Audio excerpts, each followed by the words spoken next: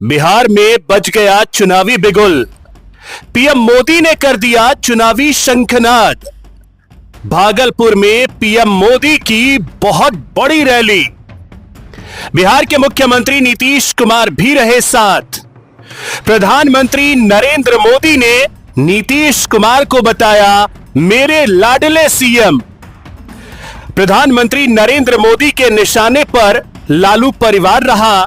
इस दौरान प्रधानमंत्री नरेंद्र मोदी ने कहा कि जंगल राज वाले महाकुंभ को गाली दे रहे हैं, जो चारा खा जाते हैं वह हालात नहीं बदल सकते। वहीं बात अगर मुख्यमंत्री नीतीश कुमार की करें तो नीतीश कुमार ने इस दौरान प्रधानमंत्री नरेंद्र मोदी को एक बार फिर से यह विश्वास दिलाने की कोशिश की कि अब इधर उधर नहीं करेंगे। देश में नरेंद्र मोदी के नेतृत्व में विकास हो रहा है और ये सभी मान भी रहे हैं, सभी नरेंद्र मोदी के साथ हैं। अब ऐसे में बड़ा सवाल यह है कि क्या वाकई में बिहार में चुनावी शंखनाद नहीं हो गया है? तो चलिए सबसे पहले आंकड़े आपको बता देते हैं साल 2020 के, जो जानना बहुत जरूरी है क्योंकि उस समय समीकरण कुछ और थे, अब समीकरण कुछ और हैं।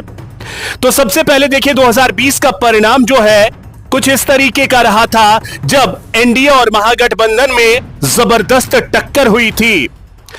बिहार में कुल 243 विधानसभा सीटें हैं। बहुमत का आंकड़ा होता है 122 का। अब देखिए पिछले चुनाव में यानी 2020 के चुनाव में एनडीए ने 125 सीटें जीती थी, यानी बहुमत के आंकड़े को बस पार कर पाई थी एनडीए। जब बीजेपी ने 74 सीटें जीती थी और जेडीयू महज 43 सीटों पर सिमट कर रह गई थी। वहीं जीतन राम मांझी की पार्टी HAM यानी हिंदुस्तानी आवाम मोर्चा ने 4 सीटें जीती थी और वीआईपी के खाते में 4 सीटें आई थी। एनडीए का कुल आंकड़ा 125 रहा था। वहीं दूसरी तरफ अगर महागठबंधन की बात करें तो महागठबंधन में आरजेडी के खाते में 75 सीटें आई थी। कांग्रेस ने 19 सीटें जीती थी। सीपीआई-एमएल के खाते में 12 सीटें गई थी। सीपीआई-एम ने 2 सीट और सीपीआई ने 2 सीटें जीती थी, जो कुल मिलाकर 110 का आंकड़ा होता है।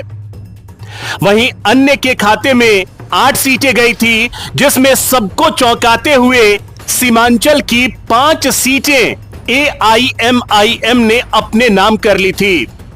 वहीं बात अगर लोक जनशक्ति पार्टी की करें तो लोजपा ने महज 1 सीट पर जीत हासिल की थी।